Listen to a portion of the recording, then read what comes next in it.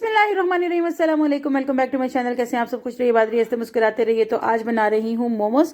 और मोमोज बनाने के लिए जो चीज़ें यहाँ पर ली हैं, एक बंद गोभी है, 2 गाजर है, 1 प्याज है, आधी शिमला मिर्च है, 3-4 कलियाँ लहसुन की हैं और छोटा सा टुकड़ा अदरक का है। सबको डाल दिया है चॉपर में और एक साथ सबको चॉप कर लूँगी। और चॉप करने के बाद फिर इसमें डालना है नमक। चॉप करते हुए इसलिए नहीं डाला कि अगर चॉप करते हुए डाल देती तो जैसे ही नमक अपना असर सब्जियों में करता तो जल्दी से सारी सब्जियां पानी छोड़ देती और इसको चॉप होने के बजाय बिल्कुल जूस बन जाता। तो जूस नहीं बनाना है, सिर्फ इसको चॉप करना है। उसके बाद नमक डालना है, थोड़ी सी काली मिर्च डालनी है खुशबू के लिए। और उसके बाद दोबारा से मैंने इसके ऊपर थोड़ी देर के लिए मशीन चलाई, तकरीबन 30 सेकंड, ताकि जो सब्जियां हैं इनके पानी निकलने का जो सिलसिला है वो शुरू हो जाए। कपड़े में निकाल दी सारी सब्जी और थोड़ी देर के लिए कपड़ा ढांप कर मैंने इनको छोड़ दिया था। तकरीबन 5 मिनट बाद जब मैंने इसको देखा तो इसके अंदर खुद ब खुद बहुत अच्छे से पानी सारा निकल रहा था। तो मैंने यहाँ पे इसका पानी निकाल लिया है एक बाउल में। ये पानी गिराना नहीं है क्योंकि आगे हमें ये पानी ज़रूरत पड़ने वाला है। यहाँ पे जी कपड़े को आराम आराम से पुश करके अच्छे तरीके से सारा पानी इसमें से निकालना है ताकि सब्जियां जो हैं वो आपस में कंबाइन हो जाएं और जुड़ी जुड़ी सी हो जाएं। अगर इसमें पानी होगा तो सब्जियां बिखरी बिखरी सी नज़र आएंगी और जब हम इसको मोमोज में डालेंगे यानी मोमोज बनाएंगे तो जब हम इन्हें स्टीम करेंगे तो सब्जियां अपना पानी छोड़ने की वजह से मोमोज टूट जाएंगे। इस वजह से पानी को अच्छे से निकालना है और बिल्कुल इस तरीके से सब्जियों को ड्राई कर लेना है।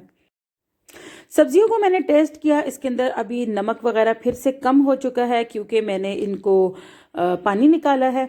तो मैंने दोबारा से यहाँ पर थोड़ा सा नमक डाल दिया है अकॉर्डिंग टू टेस्ट, जितना मुझे चाहिए था।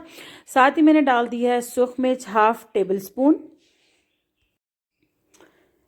ब्लैक पेपर डाली है 1/2 teaspoon, dark soya sauce शामिल किया है 1 टेबल स्पून,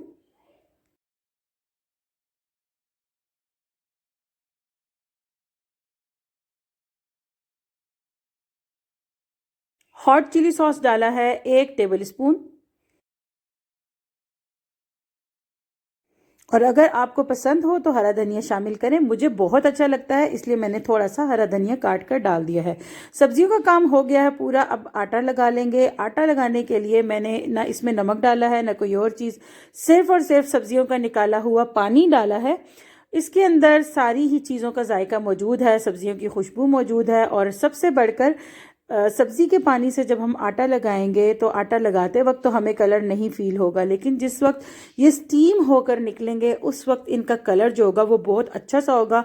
नॉर्मली अगर देखा जाए तो मोमोज का कलर जो है वो बिल्कुल वाइट वाइट सा होता है जिसकी वजह से वो ऐसे कच्चे कच्चे से दिख रहे होते हैं, लेकिन जब हम सब्जी का पानी डालकर आटा लगाएंगे तो इससे एक तो बहुत ही ज़बरदस्त सा टेस्ट आ जाएगा और दूसरा बहुत ही प्यारा सा पका हुआ कलर आएगा।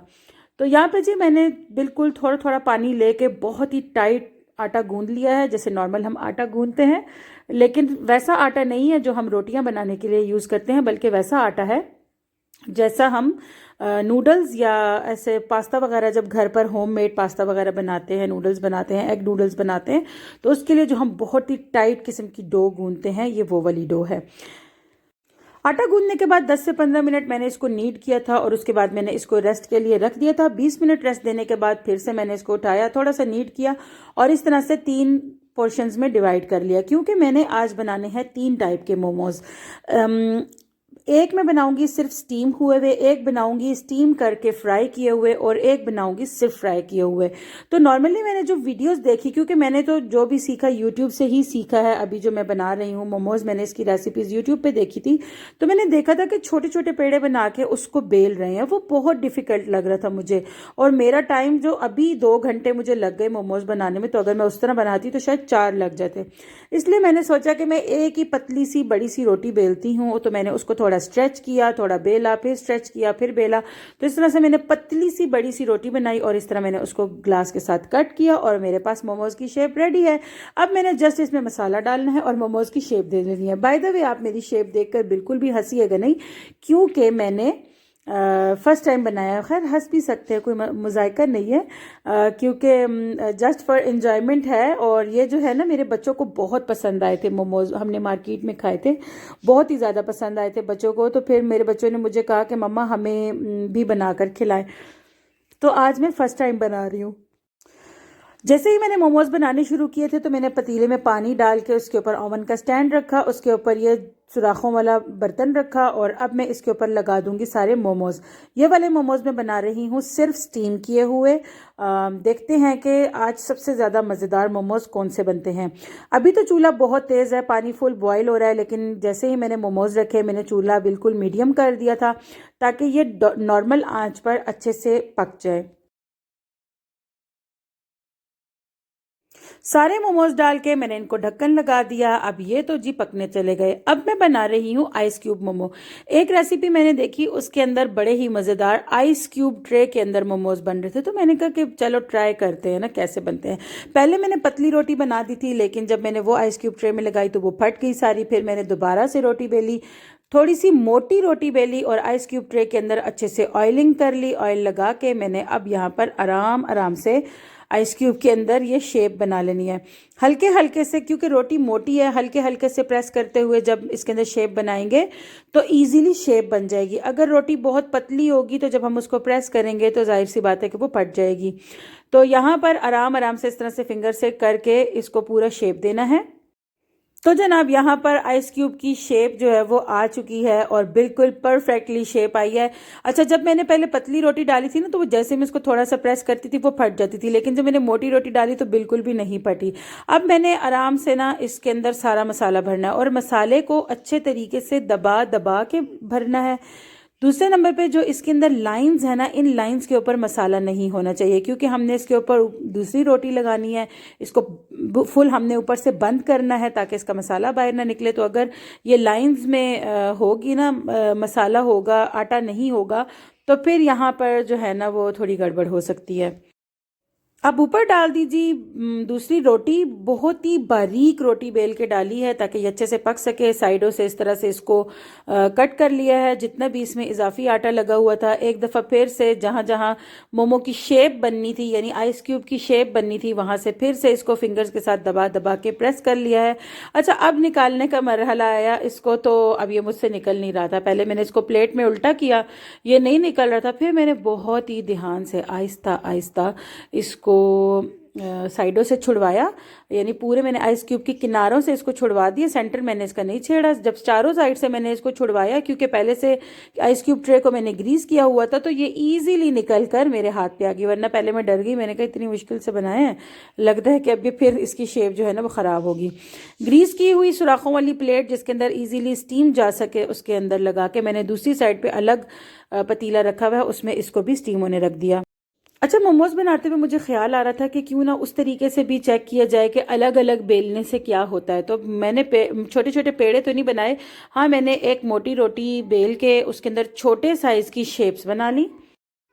फिर मैंने एक एक शेप को ना इस तरह से बेला, इस तरह से। ये उस मतलब उसी वही सीन था, बस ये कि थोड़ा सा साइज़ इसमें बड़ा हो गया था। जो मैंने सबसे पहली रोटी बेली थी वो मैंने इसी तरह पतली बेली थी, तो वो मतलब मोमोज की शक्ल में कोई ऐसा फ़र्क नहीं आया था। उसके बाद मैंने इसके अंदर भी मसाला भर के, वही वेजीज वाला मसाला भर के इसको भी पैक कर लिया। और फाइनली यहाँ पर मैं किसी हद तक मोमोज को प्लीट्स देना और मोमोज की शेप्स बनाना सीख ही गई थी। परफेक्ट तो नहीं कह सकते, लेकिन हाँ एक अच्छी शेप जो है वो मैंने मोमो को दे ली है। तो जितनी देर में मैंने तीसरे टाइप के मोमोज रेडी किए, यहाँ पे जो मैंने सबसे पहले स्टीम होने के लिए रखे थे वो तैयार हो गए हैं। आइस क्यूब वाले भी तकरीबन तैयार हैं, लेकिन मैंने सोचा कि इनको थोड़ी देर और स्टीम दे लेती हूँ। और जो तीसरे टाइप के मैं बना रही थी वो बना रही हूँ सिर्फ फ्राई हुए हुए। तो यहाँ पे मैंने ऑयल को मीडियम टू लो फ्लेम पर गर्म किया है, बहुत ज़्यादा गर्म नहीं करना है वरना बिल्कुल ही समोसे बन जाएंगे, यानी समोसों की तरह लगने लगेंगे। तो यहाँ पर जी अब मैं बनाऊंगी मोमोज़ के साथ बहुत ही मज़ेदार चटनी। और ये ऐसी चटनी थी ना कि जब से मेरे बच्चों ने एक दफ़ा खाई है, इसके तो बच्चे दीवाने ही हो गए।